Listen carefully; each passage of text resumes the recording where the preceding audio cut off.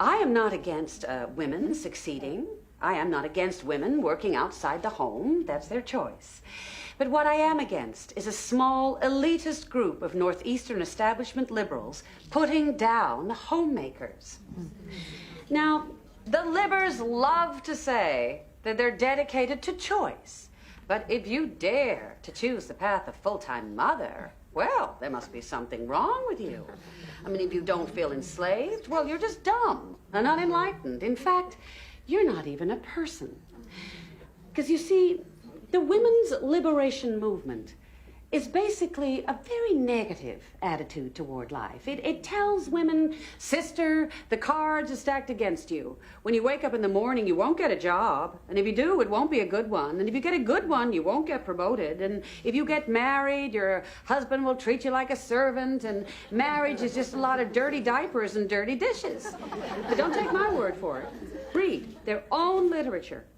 Betty Friedan, mother of the movement, wrote in The Feminine Mystique that marriage is, and I quote, a comfortable concentration camp. But it is not enough that they're demeaning us in the press. Oh, no. Now they want to use our miraculous Constitution to create a sex-neutral society through this so-called Equal Rights Amendment, which will mean that that baby girl will be drafted. And the men will be at home nursing the babies. I mean, can you imagine if Buck was left in charge of your children? Oh, God help us. Yes, that's right. It's ridiculous, and it's downright un-American. Because women are the primary caregivers in the home because we bear the children. And if the liberationists have a problem with that, they're going to have to take it up with God. Because what is going to happen if you push women out into the workforce is that women are going to find themselves with 2 full-time jobs.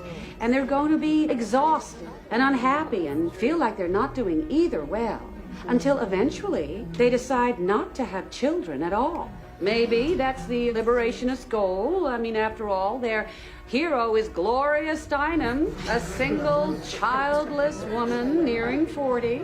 But she is the sort of miserable, pathetic woman they aspire to be.